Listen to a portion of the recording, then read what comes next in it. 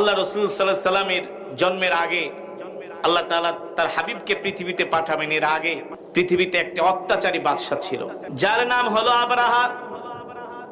সারা পৃথিবীর মানুষগুলো কাবাকে ভালোবাসে, সারা পৃথিবী থেকে অমুসলিমরা পর্যন্ত কাবা এসে কাবাকে সম্মান করে, কাবাকে তারা প্রদক্ষিণ করে, তারা কাবাকে এত মর্যাদা দেয়।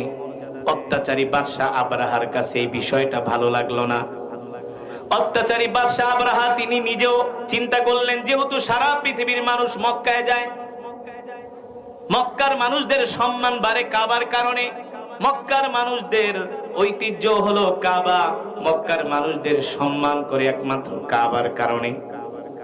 আবরাহা অত্যাচারী বাদশা সে চিন্তা করলো, আমি নিজেও একটা কাবা বানাবো, আমি নিজেও একটা ঘর বানাবো। বলেন নাউজুবিল্লাহ। কোন জায়গায় হবে সেই ঘর? সেই ঘর